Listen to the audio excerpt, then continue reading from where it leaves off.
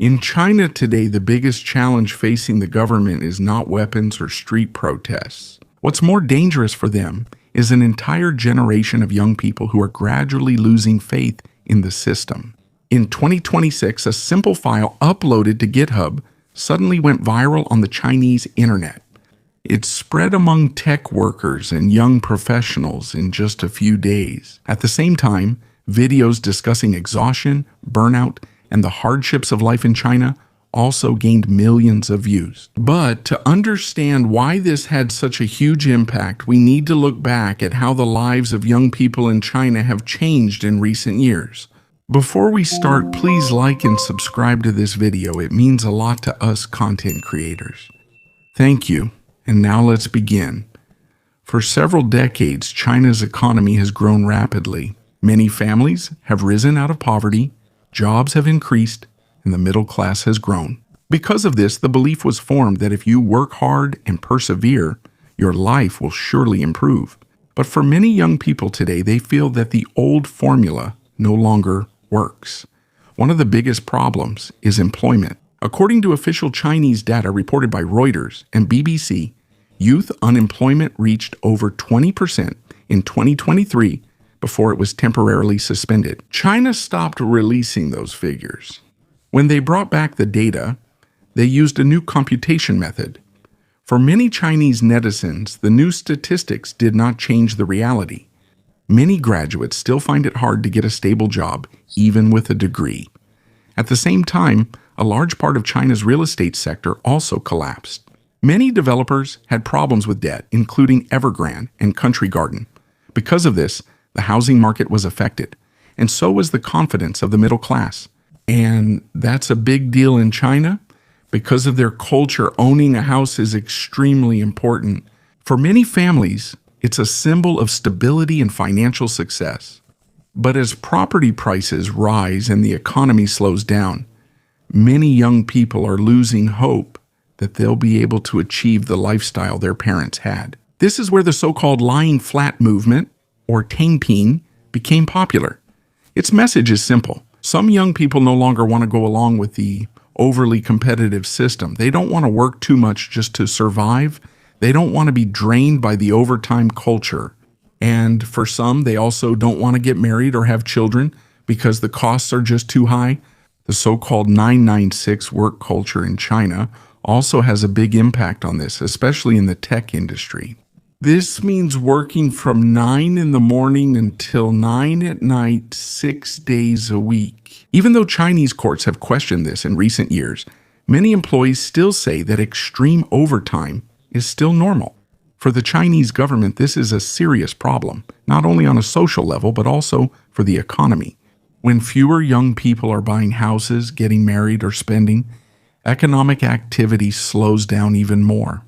And when more people lose confidence in the future, it's harder to revive consumer confidence. So even though Beijing controls the country's media and internet, it's hard to stop the frustration of millions of young people who are all experiencing the same pressure and uncertainty. And this is what the government fears even more now. Not a massive protest, but an entire generation slowly losing faith in the old promise of the Chinese dream. And that's not where China's problems end. Every year, millions of new graduates enter the job market. And according to official estimates from the Chinese government, the number of graduates will continue to grow in the coming years. This means that even more young people will be competing for a limited number of jobs while the economy is slow. And yes, most of them still manage to find jobs, but for many Chinese youth, the issue isn't just about employment.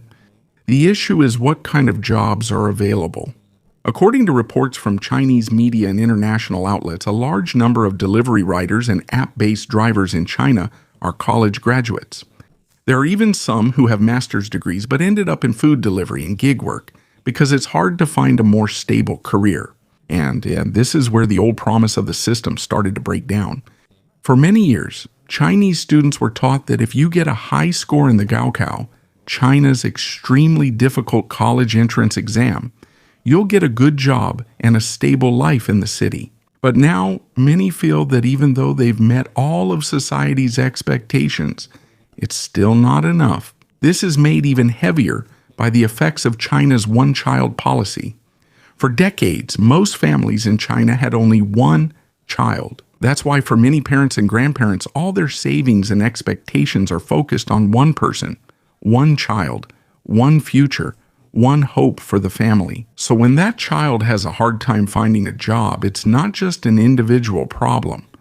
The whole family is affected emotionally and financially. At the same time, the direction of the Chinese economy also began to change under Xi Jinping.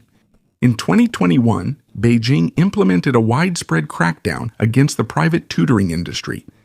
According to Reuters and the Associated Press, the Chinese government called the policy double reduction, which aims to reduce academic pressure and expenses for parents. But because the tutoring industry in China was so huge, many companies closed down and thousands of employees lost their jobs.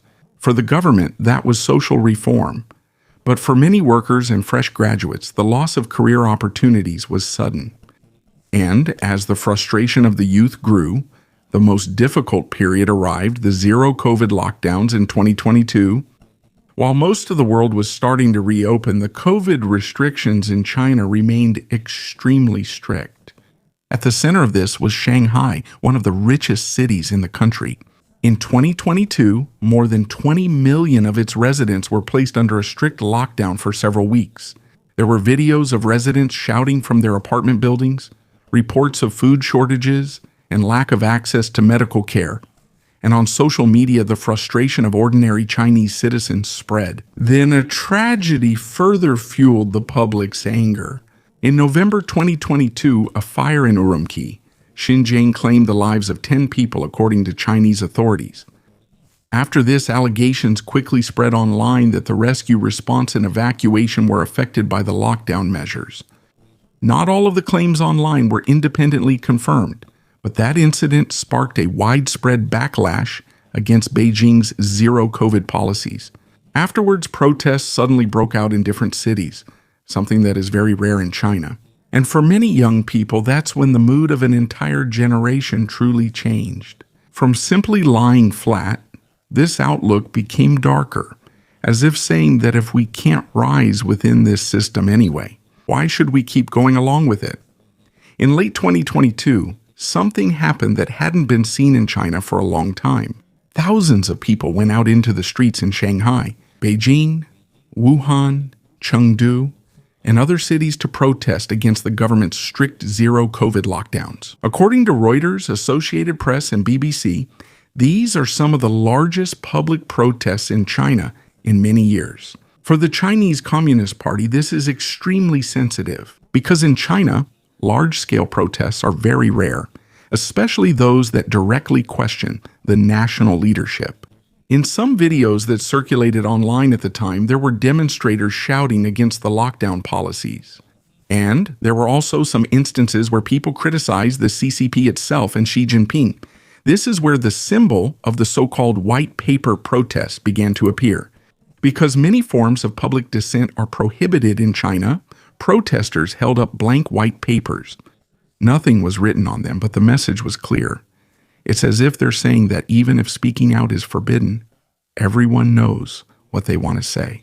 At the time, there were reports of arrests and crackdowns on protest participants. But even so, the movement quickly spread on social media before Chinese censors tightened their control. And after almost 3 years of strict restrictions, the government suddenly changed direction. In December 2022, Beijing quickly removed most of the zero-COVID controls.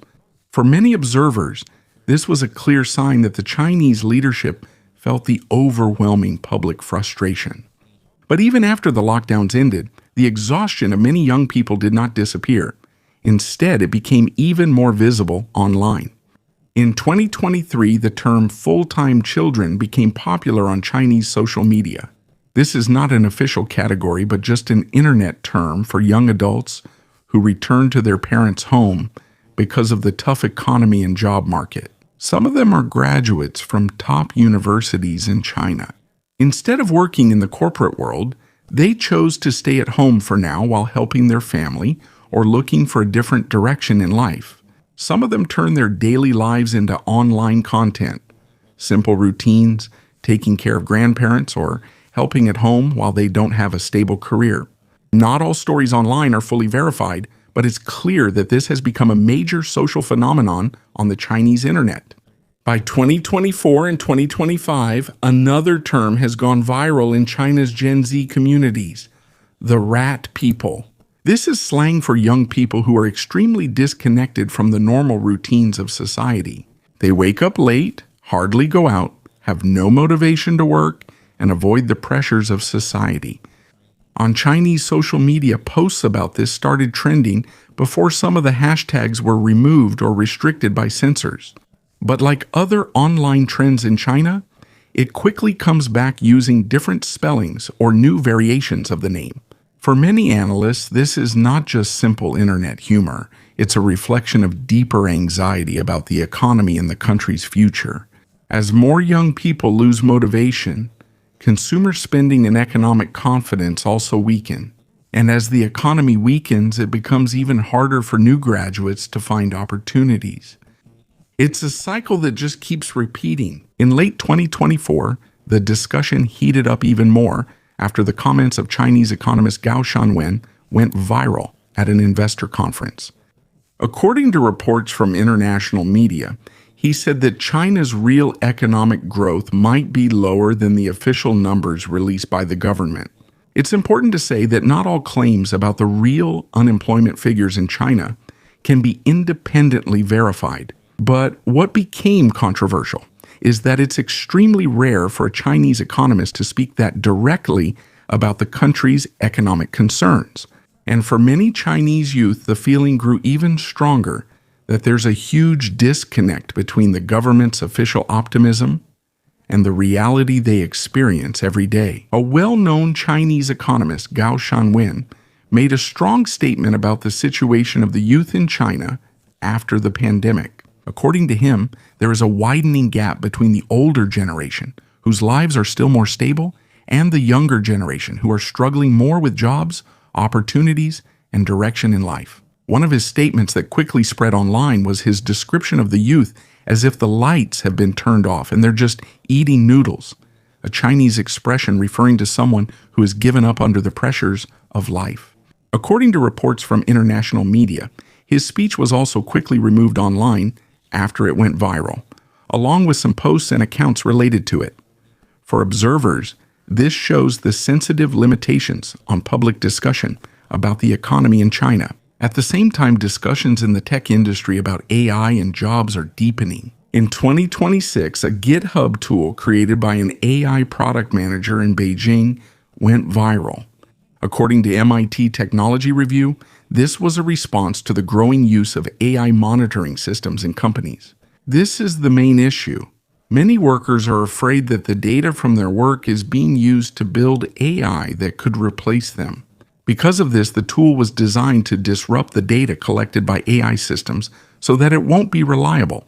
For some, this is protection against automation. For others, this is a form of sabotage, but the bigger picture is clearer. The tension is growing between young people seeking job security and the rapid rise of AI that's changing the labor market. Along with the growing frustration among Chinese youth, another trend is spreading online, called the run philosophy. On the Chinese internet, the word run is a wordplay that refers to leaving or going out of the country, because it sounds the same as the word that means profit or something beneficial. In other words, for some young people, run is a symbol of the idea that there is more hope outside China than staying inside it. In various online forums, detailed guides on how to leave the country are spreading. From student visas in Japan, work pathways in Canada, to tech programs in Singapore. There are also discussions about requirements, interviews, and legal immigration processes. It also includes practical discussions like remittances. Sending money to other countries has become stricter in China because of capital control rules. According to policy reports, there are limitations in monitoring on cross-border transfers to prevent capital flight. Because of this, it has become more complicated for ordinary Chinese citizens to move funds or establish a life in another country.